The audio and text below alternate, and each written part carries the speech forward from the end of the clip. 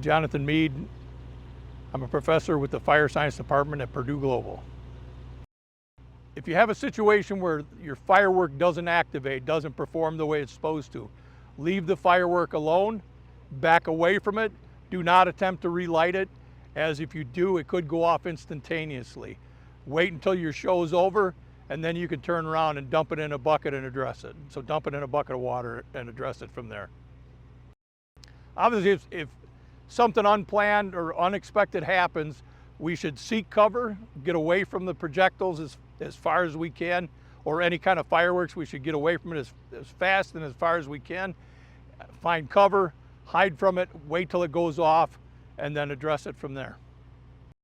There's about 12,000 incidents every 4th of July involving fireworks, and that's from structure fires. We have about 10,400 incidents involving medical services where somebody has to be taken to a hospital due to projectile injuries or burns or that kind of stuff. So it is not a frequent issue, but it does happen, and we need to make sure that we have first aid kits around to address that. And then once again with extinguishers, like a fire extinguisher, bucket of water, to address those types of situations as well. We should be checking our state laws and ordinances and our local ordinances to make sure that we can even fire off fireworks in our area. The other thing is, when we look at the location that we're going to do it, we want to make sure that we're away from structures, away from dry grass, leaves and that kind of stuff where it would cause a fire. And we also have to be aware of when the drought season is, when it's dry out. We need to make sure that we address that and not shoot off fireworks during that dry time. Some of the injuries that can happen with fireworks is usually about 38% of the people that have addressed their issues in a hospital have had fingers or hands, issues with hands, whether it's getting blown off or partway blown off.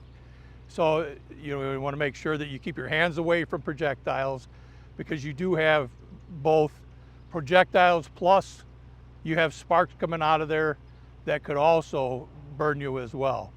And then we give kids sparklers, and the sparkler is really a steel rod wrapped in aluminum powder. We set it on fire and it burns between 1,000 and 3,000 degrees, depending on the type of sparkler it is. There's 2 grades right now. One has the steel rod in it. The other one has a bamboo rod in it. And the bamboo rod burns cooler, but it's still hot enough to burn you. So keep those things away from you. So you can see it doesn't take much to catch the clothing on fire. Or if I put that up the skin, we're 2nd, 3rd degree burns immediately with the temperatures that this is burning in. Put another one on this side.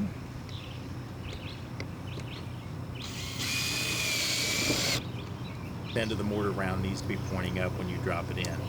Okay, so once we put it in,